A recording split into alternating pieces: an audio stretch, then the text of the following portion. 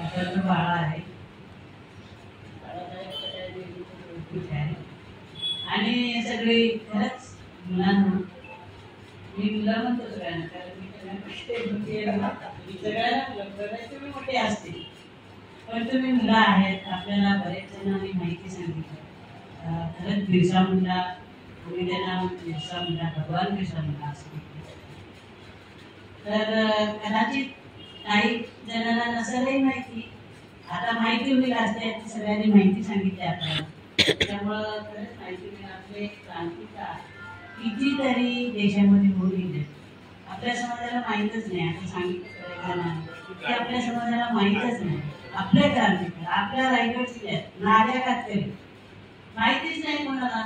दापोजी बांद्रा असे खूप कार्यकर्ते क्रांतिकार होऊन गेले समाजासाठी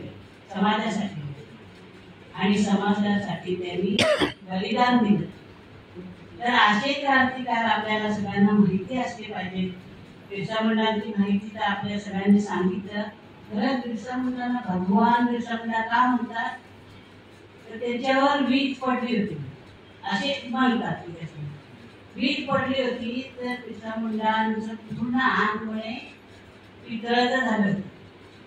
म्हणजे आपण सांगा वीज पडली तर माणूस जगेल का, नाही जगू शकणार. त्याच्यामुळं म्हणून त्या समाजाने त्यांना भगवान बिरसा मुंडा असं नाव. आता आपल्याला इतिहास सांगितलं भगवान बिरसाची कथा काय आहे काय मी एवढी सांगू शकणार नाही, कारण मला इकडे आधार पण आहे. पण मी गायकवाड साहेबांना सांगेन मी येईल थोडीशी जास्त काय बोलणार नाही, कारण सामाजिक कामाची भरपूर माहिती आहे, भरपूर सांगू शकते, पण आजारपणामुळे मी नाही सांगू शकणार आहे काय. पण खरंच बिरसा मुंडांनी जे काम केलं म्हणजे, तर आपल्या लोकांवर जो तिथला जो समाज होता त्याचा अन्याय केला ब्रिटिशांनी. आणि ते स्वतः शिकले नाही ना, इंग्रज यांची शाळा होती म्हणजे ख्रिश्चनांची शाळा, पण जे असे आहेत असे मार्गदर्शन करतात म्हणून मी तिथे शिकणार नाही. म्हणजे किती धाडस असतं त्यावेळेला त्या लोकांचं. आज आपण म्हणा आपल्याला शिक्षण मिळलं पाहिजे, कुठली काय शाळा नाही ना, पण त्यांनी त्यावेळेला विचार केला. पण नुसता विचार शाळा गेले नाही म्हणून नाही केला असं नाही, तर समाज आपला त्यांनी एक ते मगाशी सांगितलं बंड पुकारला. हे इंग्रज आपल्या समाजावर अन्याय करतात, आपल्या जमिनी लुटतात, आपल्या महिलांना लुटतात. असे जर करतात तर हे डोळ्यांनी बघायचं का, उघड्या डोळ्यात नाही बघायचं. त्याच्यासाठी त्यांनी तरुणांचं बोललं. आता तुम्ही सगळे तरुण आहेत, तरुणांचं म्हणे बंड पुकारलं आणि तरुणांचं संघटन तयार केलं. एकटा तर नाही काय करू शकत, त्यांनी तरुणांचं संघटन केलं आणि इंग्रज दिलं. आणि खरंच म्हणे त्यांना तळू का बळू केलं म्हणे इंग्रजांना. हा आपल्या ताब्यात काय भेटणार नाही.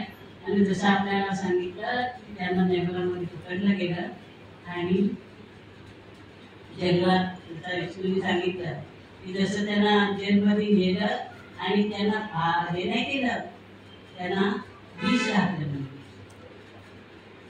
म्हणजे म्हणजे जेणेकरून हे जे आहेत क्रांतिकार त्यांना एकदा संपवायचंय, म्हणजे आपल्या विरुद्ध नसणार आहे अशासाठी त्यांनी संपवायसाठी इंग्रजांनी आपल्यावर अन्याय केलेला आहे.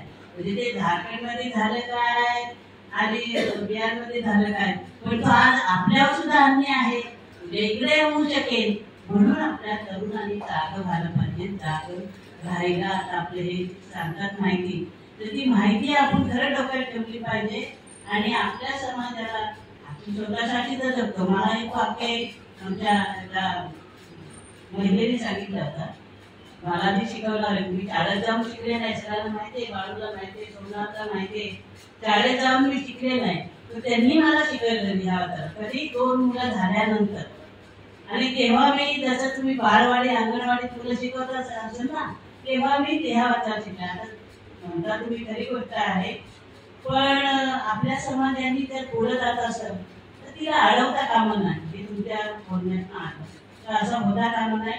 पुरुषांनी जर पुरुषाच्या खांद्याला खांदा आपण लावून काम करतो, तसं पुरुषांनी सुद्धा महिलेच्या खांद्याला लावून काम केलं पाहिजे. हे पुरुषाला सांगितलं पाहिजे, माहिती दिली पाहिजे, तर ते पुढे जागावं. त्या अशा काही गोष्टी आहेत त्या आपणच पुढे नेल्या पाहिजेत किंवा आपणच सांगितल्या पाहिजेत, तेव्हा पुरुषांना कळत आहे की नाही समाजासाठी. कारण मी माझं सांगते उदाहरण की मी जेव्हा कामाला लागले ना ताई, तेव्हा मी प्रवास करून आले की घरातल्या पुरुषांना सगळं सांगायचं की मी असा प्रवास केला, इथं भाषण दिलं, इथं केलं, हे केलं, असं सांगायचं. आपण करतोय तर ते सांगितलं पाहिजे घरातल्या लोकांना, तर आपल्याला घरातले लोक पुढे रस्ता देतील आणि ते मी सांगायचं. कुठं अडचण आली, कुठे संघटन आलं, कुठे काय आलं सांगायचं. कारण त्याशिवाय नाही, कारण मला पण 2 मुलं होती आणि 2 मुलं लहान होती माझी आणि ती मुलं टाकून मी प्रवास करायची. या कोणाला माहिती आहे, मुलं लहानच होती. आता दीपक 5 वर्षाचा होता, संगीता 3 वर्षाची होती. तेव्हा का तर आपला समाज आज नाही उद्या. कारण मला जेव्हा माझ्या सासूबाईच्या सासू होत्या त्यांनी सांगितलं होतं की आपल्या लोकांना, तुम्ही बघा रायगडमध्ये आपल्या लोकांना शेती आहे का? आहे का शेती? का शेती नाही, तर हे इंग्रज लोकांना बोलून म्हणजे आपले लोक जंगलात आहेत. आजही काही लोक जंगलात आहेत. आजही बघ तुझ्या संजयनगरची सगळे 25 याद्यामध्ये आहेत, गोळीनागावर तिकडे काही 25 आहेत, पण ती आजही आहे. तर म्हणजे आम्ही लहान मुलं घेऊन येतात, ते गोळीकडे यायचे, घोडे घेऊन यायचे आणि घाबरत होती लोक म्हणून त्या वेळेला. तर ती जंगलात जायची आणि तिकडेच राहायची. मग तिकडेच राहण्याचे रोज या, हे द्या, ते द्या, तिकडेच राहायची. अशी करत होती. म्हणजे हे जुन्या लोकांकडून सगळं कळलं. मी बोललो की मी रायगड जिल्ह्यात फिरते, पण रायगड जिल्ह्यात लोकांना जमिनीच नाही. का नाही? तरी त्याला घाबरून पळून जायची आणि शेती कोणतरी लावायची, पुण्याचं आपले पुढे राहिल्यामध्ये. आपल्या लोकांना, इतर लोकांना शेती, आपल्या लोकांना का नाही शेती? आपले इथले मुलं आपण शेती का नाही? तर हे तेव्हा इंग्रजांनी आपल्यावर अन्याय झालेलं आहे. त्या लोक घाबरून पळायचे, गोरे लोक आले असं व्हायचं. म्हणजे त्याच्यामुळे मुलांना परत तुम्हाला मी सांगते की आतापासून जर आपण जागे राहिलो, आपण माहिती घेतली आपल्या समाजाला किंवा आपल्या मुलांना हे सांगितलं, तरच मुलांना समजेल. उद्या तुम्हाला नाही पण त्या मुलांवर अन्याय येऊ शकतो. त्याच्यामुळे आपण सगळ्यांनी जागे कार्यक्रम घेतलाय, त्याचं कारण हेच आहे की तरुणांना का बोलवलं, तरुण जागे झाले पाहिजे. आणि आपण म्हणतो आपण तो कातकरी आहे, तो ठाकर आहे, तो आमका आहे, तो फळण आहे, असं जे म्हणतो ना, हे सगळं चुकीचं आहे. आपण जर ह्या देशात मूळ जन्माला जर आलेला आहोत तर आपण सगळे एकच आहोत. आपण वेगळे आहे का? तुम्ही सांगा, पोट कापण्याचं कोणाचं वेगळं निघणार आहे का? नाही निघणार. त्याच्यामुळं हा एक या गोष्टीची आपण बोलला पाहिजे ना. आपल्या समाजावर जिथं जिथं अन्याय होईल तिथं आपला समाज अन्याय नाही. आपला समाज आजही अन्याय नाही. बघा किती राहिलं. मी जेव्हा नंदुरबारला जाते, साहेब हे नंदुरबारचे आहेत, नंदुरबारचे हे असे आपले आदिवासी शिक्षक आहेत, चांगले शिक्षण घेतले राहतात रायगड जिल्ह्यात. विचार करा मिळतील पोटावरून. त्याच्यामुळं आपल्या रायगड जिल्ह्यात खरं. आता तुम्ही सांगा, आम्ही जेव्हा मंत्र्याला भेटायला गेलो त्यांना राज्यपालाला, तेव्हा त्यांनी सांगितलं की मला वाटतं तुला माहिती आहे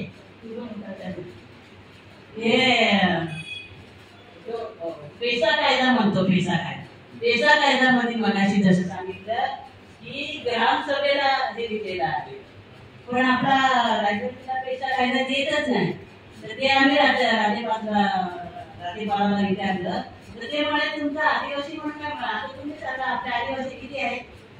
रायगड जिल्ह्यामध्ये किती वाडे आहेत? पण ते राज्यपाल आणि ते कोणी सांगितलं कलेक्टरांनी की आदिवासी नाही म्हणजे रायगड जिल्ह्यात. हे कोणी केलं नाही. लक्षात ठेवा, आदिवासी नाही का आपल्या कितीतरी वाडे आहेत. तुला गडपाडी, मानगाव कुठं, इकडे कर्जत कुठं, सगळीकडे वाड्यात आहेत. आणि सरळ राज्यपालांनी सांगितलं, कलेक्टरांनी माहिती अनेक ठिकाणी मी जेव्हा फिरते नंदुरबार, अकोला वगैरे तिकडं पेसा कायदा लागू झाला. जी ग्रामसभा आहे ना, ती ग्रामसभा वाढीने घ्यायची असं आहे. दुसरी गोष्ट तुम्हाला सांगते की जेव्हा आम्ही भेटायला गेलो तेव्हा त्यांच्या आमची मुलं कितीतरी शिकलेली आहेत, कोण नोकऱ्या का नाही. का नाही नोकऱ्या हे मी 10 विचारलं म्हटलं एवढे आणि सगळे खोटे दाखले घेऊन टाकलेले आहेत ते तुम्हाला उदाहरण किती तरी सांगू शकतो त्यांनी आकडा दिला होता खोटे दाखले बोगस त्याला म्हणतात बोगस आहे हे पण चुकीचं आहे. आता माझ्या आदिवासी कितीतरी मुलं तिकडे आता सांगितलं पण सरकारी नोकरीमध्ये फारसे नाही मोठा म्हणजे त्यांना दाखवतात असं आहे मुलांनो. त्याच्यामुळं साहेबांना पण बोलायचं आहे मी जास्त वेळ घेत नाही पण खरंच आहे सगळं जागे व्हा आणि आपल्या समाजाकडे बोलून बघा. आजही आपल्या समाजाचे लोक काय करतात शहरात गेला तर तो शहरवासीच होऊन जातो आपल्या बांधवाकडे बोलून बघितलं की अरे माझा तर भाऊ त्याला पण मी कसा पुढे घेईल हा प्रयत्न मात्र आपल्यामध्ये असलेला पाहिजे. स्वतःला कोणी जगत दुसऱ्यासाठी जगलं पाहिजे.